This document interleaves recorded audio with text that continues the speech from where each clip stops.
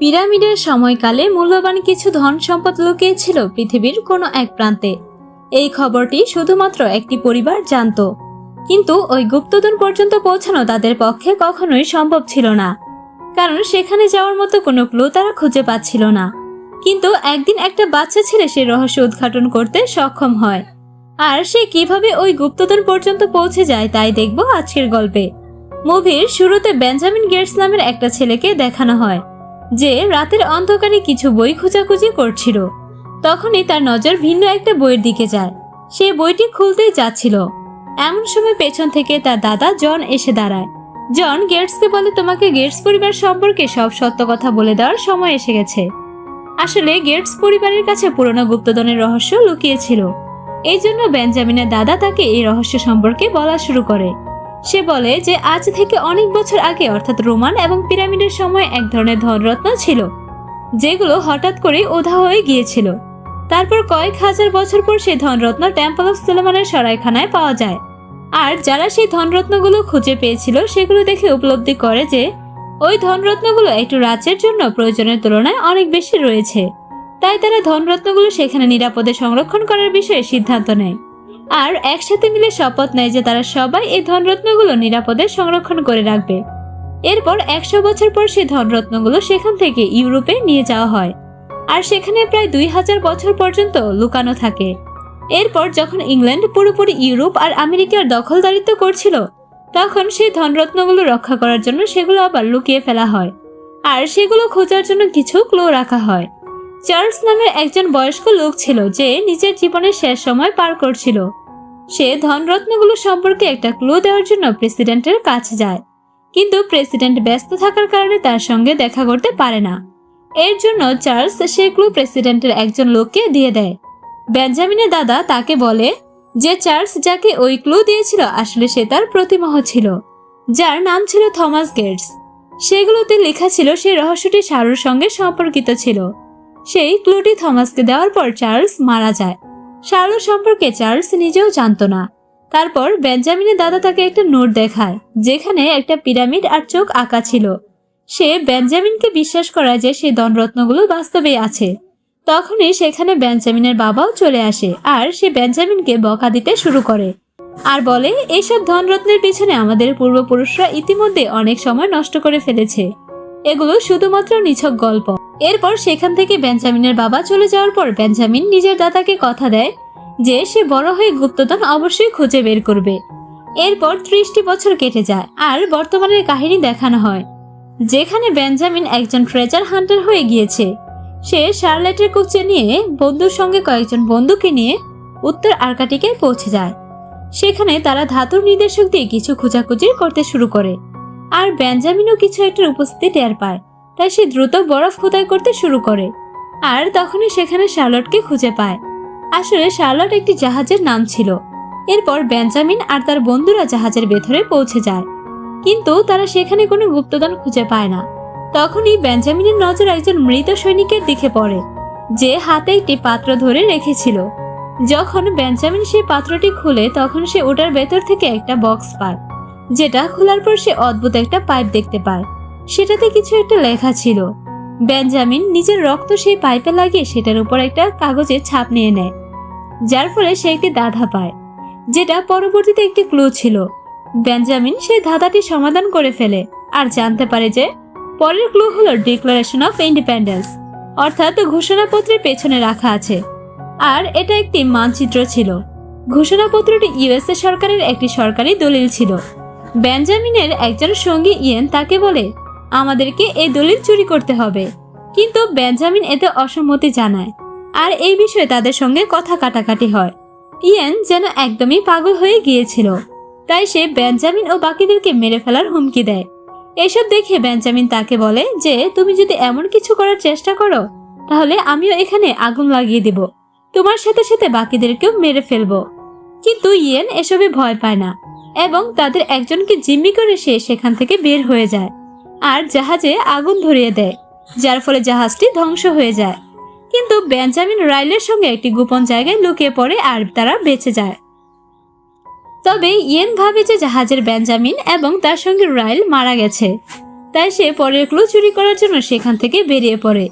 এদিকে বেঞ্জামিন আর রাইল সেখান থেকে বের হয়ে যায়, নিজের শহরে পৌঁছে যায়। এরপর সবার প্রথমে তারা FBI ডিরেক্টর এবিগেল চেজকে ঘোষণাপত্র নিয়ে হওয়া ঝুঁকি সম্পর্কে সতর্ক করে, কিন্তু সে তাদের দেওয়া সতর্কবাণী এড়িয়ে যায়, কারণ তাদের কাছে প্রায় সময় এরকম সতর্কবার্তা আসতে থাকে। এখন ইয়েন সেই দলিলটি খুঁজে পাওয়ার আগেই বেঞ্জামিন নিজে সেই দলিলটি চুরি করার সিদ্ধান্ত নেয়। সে রাইলিকে সাথে করে নিয়ে জাদুঘরে পৌঁছে যায়, যেখানে দলিলটি রাখা ছিল। তারা সেই দলিলটি চুরি করার পরিকল্পনা করে। এমন অবস্থায় বেঞ্জামিন ভাবে যে এত পুরনো দলিলের লেখা ঠিক রাখার জন্য দলিল বারবার রাসায়নিক পরীক্ষা করানোর জন্য বেজমেন্টে পাঠানো হয়, আর তারা এটা তখনই চুরি করতে পারবে। কিন্তু বেজমেন্ট থেকে এই দলিলটি চুরি করা খুবই ঝুঁকিপূর্ণ কাজ ছিল। পরের দৃশ্যে আমরা দেখতে পাই রেলি জাদুঘরের সামনে সাবওয়েতে পৌঁছে হ্যাকিং করার চেষ্টা করতে থাকে এবং সবকিছুর মধ্যে সে সফলতাও পেয়ে যায়। অন্যদিকে বেঞ্জামিন একজন গার্ডের ফটো আইডি হ্যাক করার চেষ্টা করতে থাকে। সে নিজের ছবি সেই গার্ডের আইডি কার্ডে লাগিয়ে দেয়। এরপর জাদুঘরে একটি অনুষ্ঠান হওয়ার সময় বেঞ্জামিন সেটা চুরি করতে চায়, আর সে জাদুঘরের ম্যানেজমেন্টের ফিঙ্গারপ্রিন্ট হাসিল করতে সক্ষম হয়।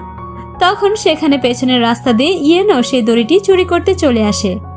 অন্যদিকে বেঞ্জামিন যখন বেজমেন্টে পৌঁছায় তখন সেখানে একটি প্যাটার্ন লক দেখতে পায়, যেটা খোলা সহজ ছিল না, কিন্তু সে রাইলির সাহায্যে সেই প্যাটার্নটি খুলতে সক্ষম হয়। সে ঘোষণাপত্রের দলিলটি চুরি করে নিয়ে যাচ্ছিল। এমন সময় ইয়ে নিজের সঙ্গীদেরকে সাথে করে নিয়ে সেখানে পৌঁছে যায় আর বেঞ্জামিনের উপরে গুলিবর্ষণ করতে শুরু করে, কিন্তু সেই দলিলটির একটি বুলেট প্রুফ ফ্রেমের মধ্যে বন্দী ছিল। এই কারণে বেঞ্জামিন সেটাকে নিজের রক্ষা কবচ বানিয়ে গুলি থেকে বাঁচার চেষ্টা করে আর পালিয়ে লিফটের ভেতরে ঢুকে পড়ে। লিফটের মধ্যে ঢুকে সে দলিলটি ভাঁজ করে নিজের কাছে লুকিয়ে রাখে। এরপর সে ডক্টর চেজের মুখোমুখি না হয়ে সেখান থেকে পালাতে যাচ্ছিল, আর তখনই সেখানে উপস্থিত দোকানের মালিক তাকে দেখে ফেলে আর তাকে বিল পরিশোধ করতে বলে। এবার বেঞ্জামিন তাকে বিল পরিশোধ করে পালাতে যাচ্ছিল, আর তখনই জাদুঘরে সেই দলিলটি উধাও হয়ে যাওয়ার খবর চারদিকে ছড়িয়ে পড়ে। এতে ডক্টর চেজের বেঞ্জামিনের উপর সন্দেহ হয়, তাই সে সোজা তার কাছে দলিলটি চায়। বেঞ্জামিনও তাকে দলিলটি ফেরত দিয়ে দেয়, কিন্তু তখন ইয়েন সেখানে পৌঁছে যায় আর ডক্টর চেজের কাছ থেকে দলিলটি চুরি করে নিয়ে যায়। বেঞ্জামিন ডক্টর চেজকে বাঁচানোর পুরো চেষ্টা করে। সে ডক্টর চেজকে বলে, আমি তো আগে সবাইকে চুরির বিষয়ে সতর্ক করেছিলাম। এখন ডক্টর চেজ অনেক চিন্তিত হয়ে পড়ে। সে বলে, আমরা এখন কিভাবে এই দলিলটি উদ্ধার করতে পারি। তখনই বেঞ্জামিন তাকে সে আসল দলিলটি বের করে দেখায় আর বলে যে আমি উপহারের দোকান থেকে এই দলিলের একটি কপি করে রেখেছিলাম, তাই ইয়েনের কাছে যে দলিলটি আছে সেটা কপি দলিল, কিন্তু আসলটা এখন আমার কাছে আছে। তারপর বেঞ্জামিনের রাইলি সেটা নিয়ে প্যাট্রিকের বাসায় চলে যায়, যেখানে গিয়ে তারা ওই দলিলের অদৃশ্য কালি দিয়ে কিছু লেখা উদ্ধার করার চেষ্টা করে। ওখানে FBI এজেন্ট সেরাসকে জাদুঘরে পৌঁছে তদন্ত করতে শুরু করে আর এটা জানতে পারে যে দলিলটি আসলে চুরি হয়েছে। তখন বেঞ্জামিনের খোঁজ করতে শুরু করে দেয়। এদিকে বেঞ্জামিনও সেই দলিলটি নিয়ে নিজের বাবার বাসায় গিয়ে হাজির হয়, যেখানে সে ওই ক্লু বের করতে সাহায্য পাবে। সে নিজের বাবাকে সাল্টের খোঁজ সম্পর্কে বলে আর তার কাছে চিঠিগুলো সম্পর্কে জানতে চায়, যেগুলোর সাহায্যে সে এই ক্লুগুলো পড়তে পারবে।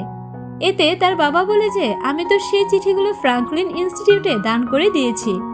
এখন বেঞ্জামিনের কাছে মানচিত্র খোঁজার আর কোনো দ্বিতীয় উপায় থাকে না, তাই সে ঘোষণাপত্রটি উপরে লেবুর রস দিয়ে এক্সপেরিমেন্ট করতে শুরু করে দেয়। তখনই বেঞ্জামিনের বাবা তাকে সেই দলিলে তাপ দিতে বলে, তাই বেঞ্জামিন দলিলটিতে তাপ দিতে শুরু করে, যার ফলে তাতে লেখা ভেসে উঠতে থাকে। সেই লেখাগুলো আসলে এক ধরনের কোড ছিল, যেগুলো সে নোট করে নেয়। তার বাসায় FBI এসে পৌঁছানোর আগে ডক্টর চেজ আর রেলিকে সাথে করে নিয়ে ফিলাডেলফিয়াতে সে চলে যায়। এখানে একটা জাদুঘর আছে। এই জাদুঘরে সকল ধরনের চিঠি সংরক্ষিত অবস্থায় থাকে। সেখানে এসে একটা স্কুলের বাচ্চাকে লেখাগুলো নোট করে নিয়ে আসতে বলে। তারপর রেলি সেই চিঠির লেখাগুলো ওই চিঠির সঙ্গে মিলিয়ে নেয়। একসময় তারা তিনজন এটা আবিষ্কার করে যে তারা তিনজন যে কোড আবিষ্কার করেছিল সেখানে লিবার্টি ব্রেঞ্চ সম্পর্কে বলা হয়েছে। তারা জানতে পারে ওই টাওয়ারের ছায়ায় যেখানে পড়বে সেখান থেকে পরবর্তীগুলো তারা জানতে পারবে। কিন্তু তখনই তারা চিন্তায় পড়ে যায়। এমন সময় বেঞ্জামিন অনুসরণ করে 2:2 মিনিটে হয়তো তারা ক্লু পেয়ে যাবে। কিন্তু অন্যদিকে ইয়ানো সেই জাদুঘরে পৌঁছে যায় আর সে স্কুলের বাচ্চাটির কাছ থেকে সকল তথ্য বের করে নেয়। এখন ইয়োনো সে বেল টাওয়ার সম্পর্কে জেনে গিয়েছিল, তাই সে সেই টাওয়ারের কাছে পৌঁছে যায়, যেখানে বেঞ্জামিন দেখতে পায় ওই টাওয়ারের ছায়া একটি ইটের উপর পড়েছে। বেঞ্জামিন সেটি বের করে আর সেখান থেকে একটি চশমা খুঁজে পায়, যেটা কোনো সাধারণ চশমা ছিল না, বরং সেই চশমাটি পরে ঘোষণাপত্রে কি লেখা আছে সেটা পড়া যেত। এরপর বেঞ্জামিন সেই চশমায় যখন ঘোষণাপত্রটি দেখতে থাকে তখন সেখানে আরো একটি ক্লু দেখতে পায়, যেটা ট্রিনিটির গিটার দিকে ইশারা করছিল। এদিকে নিজের সঙ্গীদেরকে সাথে করে নিয়ে তাদের ঘিরে ফেলে। এই বিষয়টা যখন বেঞ্জামিন টের পায় তখন নিজেদের সঙ্গীদেরকে আলাদা করে ফেলে আর সেখান থেকে আলাদা আলাদা বের হতে থাকে। তবু ইয়েনের লোকজন তাদেরকে পিছু করতে শুরু করে, কিন্তু বেঞ্জামিন তাদেরকে চোখে ধুলো দিয়ে সেখান থেকে পালিয়ে যায়। তবে ইয়েন ডক্টর ট্রেঞ্চকে ধরে তার কাছ থেকে আসল ঘোষণাপত্রটি ছিনিয়ে নেয়। অন্যদিকে বেঞ্জামিনকে এফবিআই গ্রেফতার করে নেয় আর এফবিকে এটা বোঝায় যে জাতীয় ধনরত্ন ঝুঁকিতে রয়েছে, কিন্তু তাতে তেমন কোনো কাজ হয় না। এদিকে ডক্টর ট্রেঞ্চ ইয়েনকে এটা বলে যে সে যদি বেঞ্জামিনকে ছাড়িয়ে আনতে পারে তাহলে পরেরগুলো বেঞ্জামিন তাকে দিয়ে দেবে। এর ফলে সে রাজি হয়ে যায় আর বেঞ্জামিনকে এফবি হাত থেকে মুক্ত করে নেয়। ইয়েন ওই ঘোষণাপত্রটি বেঞ্জামিনকে ফেরত দিয়ে দেয় আর পরবর্তী ক্লুর কথা জিজ্ঞাসাবাদ করে, কিন্তু বেঞ্জামিন তাকে চশমার ঘোষণাপত্রটি দিয়ে দেয় আর বলে তুমি নিজে এটা সমাধান করে নাও। যা শুনে ইয়েন বলে আমি তোমার বাবাকে অপহরণ করেছি। এটা শুনে বেঞ্জামিন তাকে ট্রিনিটি গির্জার কথা বলে দেয়। এরপর বেঞ্জামিন আর ইয়েন একসঙ্গে ট্রিনিটি গির্জায় চলে যায়। সেখানে বেঞ্জামিনকে না চাইতেও ইয়েনকে অনেক রকম সাহায্য করতে হয়, যাতে করে সে নিজের বাবাকে মুক্ত করতে পারে। সবাই মিলে ট্রিনিটি গির্জার দিকে চলে যায় তখন, আর সেখানে তারা আন্ডারগ্রাউন্ডে একটি প্যাসেজ খুঁজে পায়, যেটা অনুসরণ করতে গিয়ে তারা অনেকে বিপদে পড়ে যায়, কিন্তু সেখানে তারা কোনো রকমের ধনরত্ন খুঁজে পায় না। কিন্তু এদিকে বেঞ্জামিনের বাবা ইয়েনকে ভুলভাল বুঝে কৌশলে বোস্টনে পাঠিয়ে দেয়, যেখানে এসে বেঞ্জামিনকে বলে আমি ভুলভাল ক্লু দিয়ে ইয়েনকে এখানে পাঠিয়ে দিয়েছি। অন্যদিকে বেঞ্জামিনের এটা বিশ্বাস ছিল যে গুপ্তধন আশেপাশে কোথাও আছে, এই জন্য সে আরো খোঁজাখুঁজি করতে শুরু করে। খুঁজতে খুঁজতে সে একটি প্রাচীন বাটন দেখতে পায়, যেটার সামনের দেয়ালে একটা চোখ আঁকা ছিল। সেখানে বেঞ্জামিন সার্কার থেকে সে পাওয়া পাইপটি ঢুকিয়ে দেয়। পাইপ লাগানোর ফলে একটা দেয়ালের দরজা খুলে যায়, সেটার ভেতরে অজস্র ধন সম্পদ মজুদ ছিল। সেগুলো দেখে তারা পুরোপুরি থ হয়ে যায়। সেখান থেকে বেরোনোর জন্য একটা রাস্তাও তারা খুঁজে পায়, যে রাস্তা দিয়ে তারা বের হওয়ার পর দেখতে পায় এফবি অফিসার সেরাস্কি আগে থেকে সেখানে উপস্থিত ছিল। আসলে সে তাদেরকে গ্রেফতার করার জন্য এসেছিল। সেখানে বেঞ্জামিন গুপ্তধন খুঁজে পাওয়ার বিষয়টি জানায়, তখন অফিসার তাকে জানায় আর বলে এর বিনিময়ে তুমি আমার কাছে কি চাও। তখন সে বলে এই দুর্দান্ত খোঁজার জন্য আমার পরিবারের সকলকে ক্রেডিট দিতে হবে আর আমার সঙ্গী হিসেবে রয়্যালের নাম উল্লেখ থাকতে হবে। তবে এই শর্তে সেরাস্কি রাজি হয়ে যায়। তখন অন্যদিকে এফবিআই ইয়েন এবং তার সঙ্গীদেরকে গ্রেফতার করে নেয়, আর এদিকে বেঞ্জামিন আর ডাক্তার চেজ একে অপরকে মনের কথা খুলে বলে এবং তারা সম্পর্কে জড়িয়ে যায়। তখন রাইলি এটা ভেবে মন খারাপ করে যে তারা গুপ্তধনে মাত্র 1% নিয়েছে। সে বলে পরের বার অন্তত 10% নেওয়া উচিত। এটা বলে সে সেখান থেকে চলে যায় আর বেঞ্জামিন একটা বিশাল বাংলো কিনে সেখান থেকে থাকতে শুরু করে। আর এখানে এই দুর্দান্ত অভিযানটি শেষ হয়ে যায়। তো বন্ধুরা, কেমন লাগলো আজকের গল্পটি? যদি ভালো লেগে থাকে তাহলে অবশ্যই কমেন্ট করে জানাবেন। আর এখানে যারা চ্যানেলটি সাবস্ক্রাইব করেনি অবশ্যই সাবস্ক্রাইব করে আমাদের সঙ্গেই থাকুন।